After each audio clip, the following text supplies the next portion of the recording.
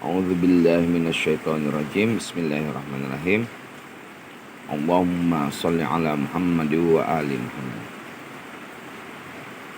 Kita masuk ke dalam pembahasan bait kedua dari doa Shahifah Sajjadiyah ini, yaitu doa dari orang tua untuk ke anak.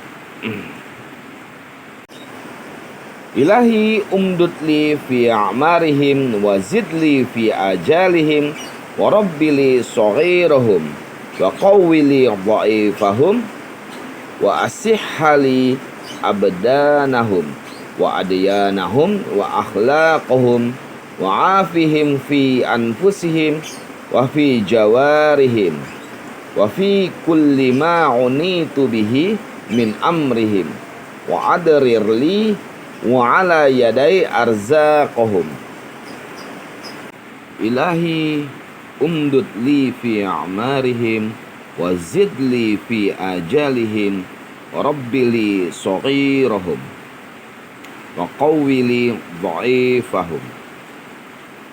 Wahai Tuhan atau Ilahi, panjangkanlah umurku bersama mereka, tambahkan usiaku bersama mereka.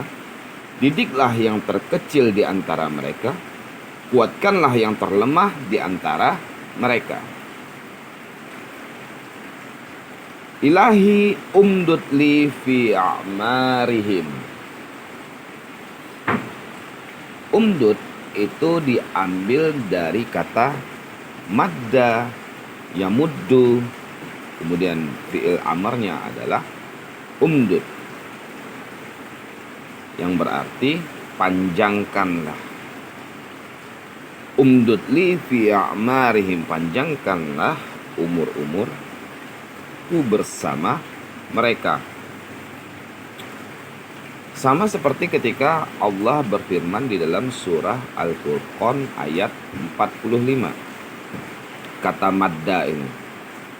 Dalam kata madda ini Allah berfirman di dalam ayat Al-Furqan, di dalam surah Al-Furqan ayat 45. Alam taro ila rabbika kaifa madda zilla. Apakah kamu tidak memperhatikan Tuhanmu? Apakah kamu tidak memperhatikan penciptaan Tuhanmu? Bagaimana dia memanjangkan bayang-bayang. Artinya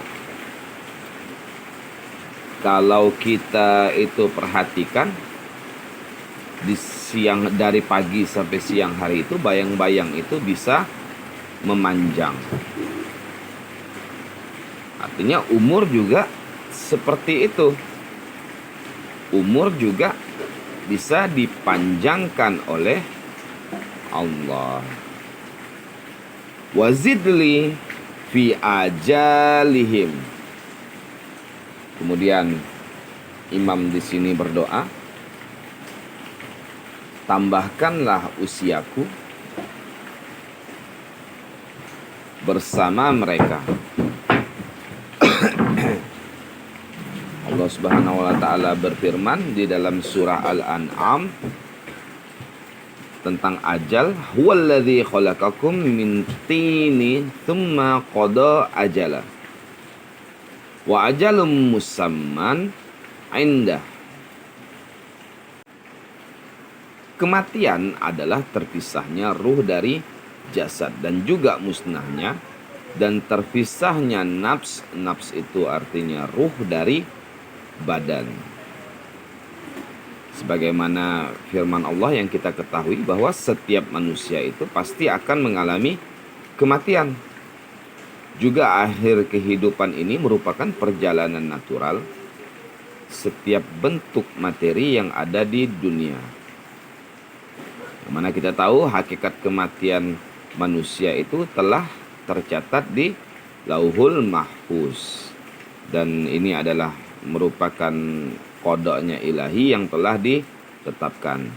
Hal ini berdasarkan hukum dari Al-Quran sendiri. Al-Quran sendiri yang mengatakan bahwa kullu nafsin dha'iqatul maut, maka setiap yang bernyawa itu pasti akan mati. Oleh karena itu, maka tidak ada seorang pun yang terkecualikan dari kematian. Namun, umur khusus setiap manusia dan kapan ia meninggal telah tercatat dan telah ditetapkan di Lauhul Mahfuz, tapi tetap bisa berubah. Yang mana kita ketahui bahwa kematian seseorang itu akan terjadi dengan dua sebab. Yang pertama adalah kematian yang disebabkan karena telah berakhirnya kemampuan jasmani badannya, artinya badannya itu sudah tidak mampu lagi. Hal itu kita katakan juga dengan kematian yang alami, kematian natural. Dan yang kedua adalah kematian yang terjadi karena kejadian dan perbuatan-perbuatan manusia. Hal itu juga dapat kita katakan sebagai kematian terpaksa, kematian dini, atau kematian mendadak. Sebagai contoh, misalnya ajal kita ini sudah ditetapkan pada umur segini, tetapi karena perbuatan manusianya sendiri itu, karena narkoba, karena apa? Karena narkoba, suka minum minuman keras, dan lain sebagainya, maka mungkin matinya itu overdosis misalnya. Itu kan suatu kematian yang terpaksa. Oleh karena itu ajal, untuk ajal, Allamah Hilli itu berkata tentang pengertian ajal adalah waktu yang telah ditetapkan di mana kejadian diukur dengan hal itu. Ajal sendiri memiliki dua makna. Yang pertama adalah waktu yang telah ditentukan, dan makna yang kedua adalah telah tiba. Dan menurut Allamah Tabatabai, makna asli dari ajal itu adalah selesainya waktu, dan secara majazi juga digunakan dalam telah tibanya waktu. Oleh karena itu ketika kita membaca ayat fa'idza jaa ajaluhum adalah makna yang kedua, yaitu masa kematian itu telah tiba, telah sampai waktunya. Quran juga menjelaskan bahwa kalau kita membaca Quran, maka kita akan mengetahui bahwa seperti dalam surah Al-An'am tadi itu dikatakan bahwa huwallazi khalaqakum min tina tsumma qada ajala wa ajalum musamma indahu. Para ulama membagi ajal itu terbagi menjadi dua. Yang pertama itu ajal musamma, dan yang kedua adalah ajal muallaq. Ajal musamma itu dalam arti kata dapat memiliki kematian dengan dapat diartikan juga dengan kematian natural. Yang satunya lagi ajal muallaq juga memiliki kemiripan dengan kematian yang mendadak. Atau bisa juga dikatakan, lebih baik kita mengatakan bahwa ajal muallaq itu adalah kematian secara dini. Ajal musamma itu juga disebut dengan ajal hatmi, ajal mahtum, ajal maktub, ajal muayyan, dan ajal muallaq. Sedangkan ajal muallaq juga disebut juga dengan ajal dengan syarat atau mauquf atau ajal muqtadi. Oleh karena itu, pertama Syekh Tusi itu mengatakan bahwa yang pertama adalah setiap manusia itu memiliki dua hal. Yang pertama adalah manusia memiliki ajal yang telah ditentukan, di mana manusia itu akan meninggal dengan ajal tersebut. Yang kedua, bahwa setiap manusia itu memiliki dua ajal. Yang pertama itu satunya tidak dapat dirubah dan pasti, dan yang kedua itu adalah ajal yang tersembunyi. Oleh karena itu ia juga mengatakan, Syekh Tusi pendapatnya mengatakan bahwa ajal merupakan zaman terjadinya kematian, dan dengan takdir sesuatu itu tidak disebut dengan ajal.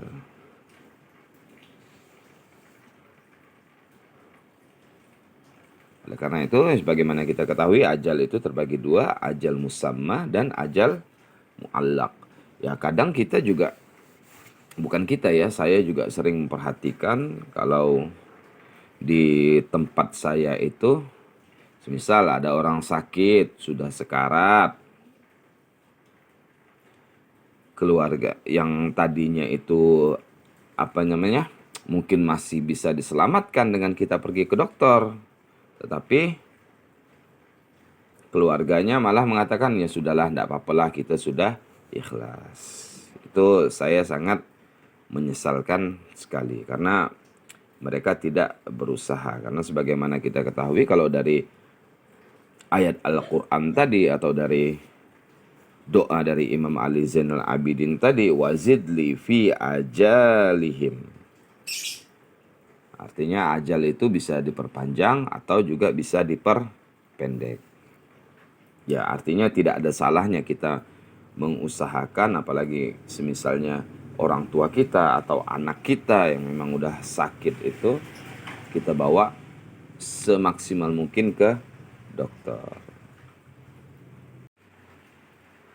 Humran bin A'yun dari Imam Baqir terkait dengan ayat di atas bertanya dan Imam menjawab, terdapat dua ajal. Yang pertama itu adalah ajal mahtum. Ajal mahtum itu adalah ajal yang pasti, dan ajal mauquf. Kemudian para mufassir juga dalam menafsirkan dua ajal ini menjelaskan dengan berbagai dalil. Di antaranya yang dapat diterima adalah penafsiran yang biasanya telah dijelaskan. Dan hal itu adalah setiap maujud yang hidup secara natural, setiap maujud yang hidup artinya setiap makhluk yang hidup secara natural dan kemampuan jasmaninya mampu hidup hingga waktu tertentu, yang apabila tidak ada rintangan untuk melanjutkan hidupnya, maka ia akan hidup hingga akhir usia alaminya. Dan ia akan mengakhiri kehidupannya itu secara natural atau secara alami. Oleh karena itu kematian yang begitu disebut juga dengan ajal musamma. Kemudian dalam riwayat juga dikatakan bahwa ajal musamma itu adalah ajal yang tidak dapat dirubah. Di antaranya adalah hukum-hukum dan qada yang telah ditetapkan oleh Tuhan, yang telah ditulis dalam Ummul Kitab dan Lauhul Mahfuz. Tetapi ajal muallaq yang seperti telah saya sebutkan di atas tadi adalah ajal yang dapat berubah dan akan bisa berubah juga, dia itu terjadinya berdasarkan sebab-sebab tidak sempurna dan tuntutan-tuntutan pendukungnya. Mungkin saja seperti saya sudah sebut tadi sebelumnya, bahwa berdasarkan ajal itu berdasarkan perilaku-perilaku yang tidak benar. Karena kita narkoba misalnya, mungkin saja ajal seorang itu akan tiba lebih cepat. Dan ini adalah salah satu dari bentuk azabnya Tuhan. Dan sebaliknya, berdasarkan ketakwaan atau kebaikan, mungkin saja ajal seseorang itu akan menjadi tertunda lebih lama. Karena itu di dalam sebuah riwayat disebutkan bahwa ajal ghairu musamma itu bisa lebih cepat, ajal ghairu musamma atau ajal muallaq itu bisa lebih cepat atau bisa lebih lambat. Tetapi ajal musamma itu sudah pasti tidak berubah. Oleh karena itu, dapatlah kita mengambil silogisme atau kesimpulan bahwa ajal musamma itu ada di sisi Tuhan. Kemudian segala sesuatu yang berada di sisinya itu akan tetap ada. Oleh karena itu dapatlah kita mengambil kesimpulan bahwa ajal musamma itu bersifat tetap dan tidak berubah. Namun terkait dengan Lauhul Mahfuz itu memiliki sifat yang fleksibel atau bisa berubah-ubah. Hanya Tuhan yang mengetahui bahwa seseorang itu dengan usaha yang baik akan berdoa. Mana seperti kita ketahui bahwa ada beberapa hal itu yang bisa memanjangkan ajalnya manusia. Yang pertama adalah mungkin dia dengan berdoa, mungkin dengan dia bersilaturahmi, mungkin dia dengan tidak durhaka kepada orang tua, kemudian mungkin dia tidak memutuskan tali silaturahmi. Itu semua itu bisa memanjangkan umur, itu berdasarkan riwayat. Dan dari sisi lain juga yang kita ketahui bahwa ajal mu'allaq atau ajal memiliki kaitan erat dengan atau ajal yang manusia kan itu memiliki kaitan erat dengan amal perbuatan manusia. Bisa juga ia memiliki umur yang lebih panjang. Namun karena ia melakukan perbuatan yang jahat, seperti contoh yang saya katakan tadi, dia narkoba, dia bersifat durhaka kepada orang tuanya dan lain-lainnya, maka umurnya itu menjadi pendek. Oleh karena itu mintalah umur yang penuh berkah dari Allah. Yang mana seperti kita ketahui di dalam bait pertama doa ini Imam Sajjad atau Imam Ali Zainal Abidin itu mengatakan Allahumma wa munna alayya bi baqai wuldi. Ya Allah, berkahilah aku dengan kelanjutan kehidupan anak-anakku. Ya siapa sih di antara kita yang tidak ingin menyaksikan anak kita itu berumur panjang, kitanya juga sendiri itu berumur panjang. Tapi umur panjang yang seperti gimana? Umur panjang yang berkah. Umur panjang yang berkah itu kayak gimana? Ya tentunya dengan Nabi itu ketika ditanya siapakah orang yang paling baik, maka Nabi itu menjawab yaitu orang yang panjang umurnya, kemudian dan baik amalnya. Sedangkan orang yang paling buruk itu adalah orang yang panjang umurnya tetapi buruk amalnya. Artinya dari sisi perbuatannya itu dia buruk. Contohnya kayak gimana? Umur yang panjang umurnya itu baik amalnya. Oleh karena itu maka hendaklah kita itu meminta doa kepada Allah, ya Allah, panjangkanlah umur kami itu dengan keberkahan.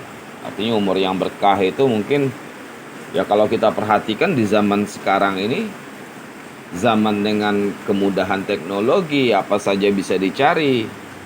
Tapi pada zaman dahulu itu, ulama-ulama zaman dahulu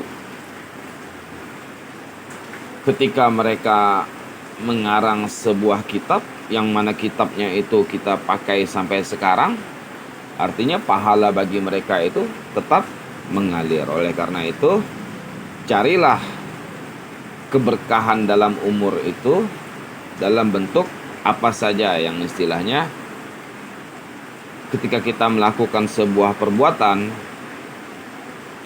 pahalanya itu tetap akan mengalir sampai sekarang. Kemudian lanjutan dari bait kedua ini adalah wa rabbili shaghirahum. Ini mungkin karena bait kedua ini agak panjang, maka akan saya potong menjadi dua bagian karena agak panjang. Lanjutannya adalah wa rabbili shaghirahum. Didiklah yang terkecil itu di antara mereka. Apa yang harus dididik itu nanti ada penjelasannya di lanjutan bait ini. Wa qawwili dha'ifahum, dan kuatkanlah yang terlemah di antara mereka. Didiklah yang terkecil di antara mereka. Sebagaimana kita tahu,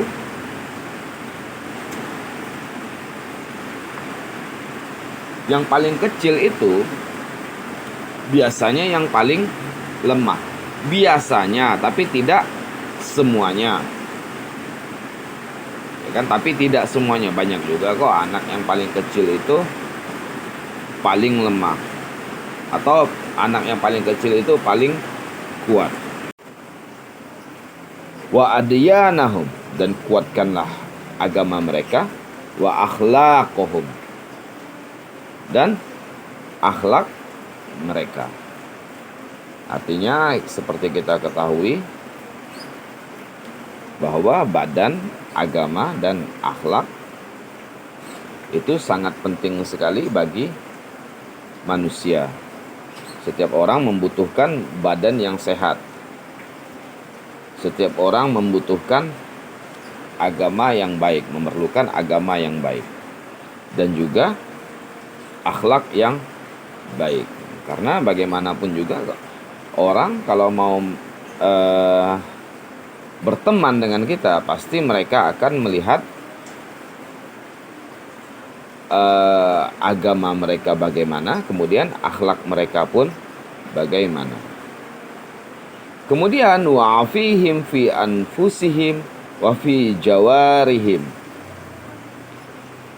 limpahkanlah keadaan sehat walafiat, limpahkanlah kesehatan dalam jiwa dan tubuh mereka pada setiap saat dan setiap urusan. Yang mana kita ketahui kalau badan tidak sehat, ya bagaimana kita ingin bekerja? Badan tidak sehat, tentunya kita tidak bisa bekerja. Badan tidak sehat, otomatis ya kita di rumah saja. Kalau badan kita tidak kukuh, tidak teguh, ya kita tidak akan bisa bekerja, walaupun itu pekerjaan yang sangat ringan sekalipun.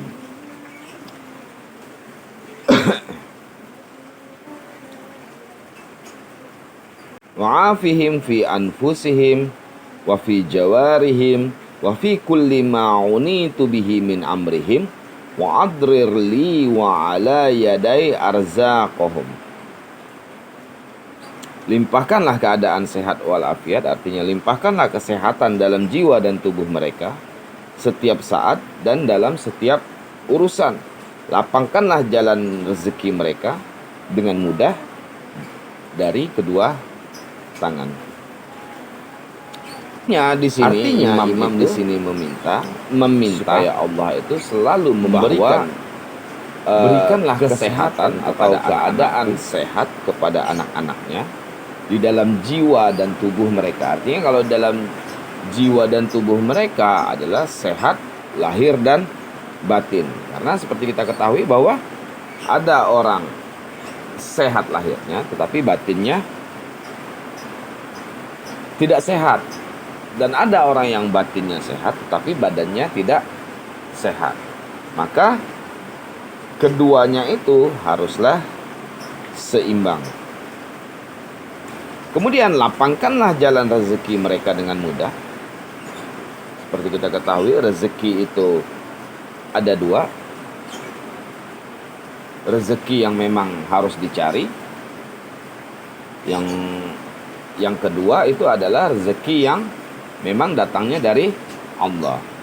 Rezeki yang datangnya dari Allah itu contohnya seperti gimana?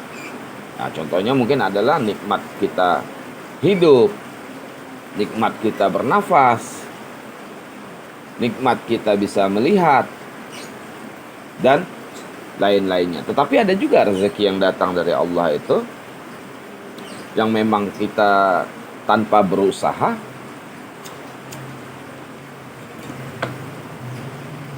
Rezeki dari Allah itu tapi ada juga rezeki yang dari Allah itu yang memang tanpa kita berusaha, Allah memberikan rezeki untuknya. Seperti contoh misalnya kita tiba-tiba lagi duduk di rumah gitu, tiba-tiba ada orang datang mengatakan bahwa aku lagi dapat rezeki nih, sini aku nak bagi sedikit rezekiku untukmu gitu. Misalnya dikasih duit lah 100.000 atau 50.000, alhamdulillah. Atau bisa juga rezeki yang memang itu sifatnya itu harus dicari. Seperti ada seseorang yang memang dia, kalau memang dia tidak bekerja, maka dia tidak akan bisa menafkahi anak istrinya. Itu adalah rezeki yang dicari. Seperti di dalam surah Al-Jumu'ah Allah berfirman, ketika sudah selesai sholat Jumat, ketika sholat Jumat itu sudah selesai, maka bertebaranlah kalian di muka bumi itu untuk apa? Untuk mencari rezeki. Artinya rezeki itu wajib untuk dicari. Nabi juga bersabda bahwa al-ibadatun asyar, ibadah itu terdiri dari 10 bagian. Wa tis'atu minha syughul, yakni 9 dari 10 itu adalah dengan cara mencari rezeki. Artinya dengan cara bekerja, bekerja untuk mencari rezeki. Artinya ibadah itu harus diseimbangkan dengan rezeki. Wa ala yadai arzaqahum, dan di tanganku ini berilah, dan dari tanganku ini berilah mereka rezeki. Artinya imam di sini menyarankan kita atau memerintahkan kita, atau selain meminta doa kepada Allah, juga imam itu bekerja gitu. Artinya menyarankan kita untuk bekerja. Jadi dalam mencari rezeki itu, atau dalam mencari penghasilan untuk rumah tangga itu atau keluarga itu, bukan hanya kita dengan berdoa dan berdoa. Karena berdoa saja itu, dengan kamu berdoa saja itu tidak akan menghasilkan uang tanpa berusaha. Ya Allah, aku minta kaya, tapi kitanya sendiri itu tidak mau berusaha, maka hal itu akan sia-sia. Sekian penjelasan saya. Sallallahu ala Muhammad wa alihi thayyibin at-tahirin walhamdulillahi rabbil alamin. Allahumma sholli ala Muhammad wa ali Muhammad.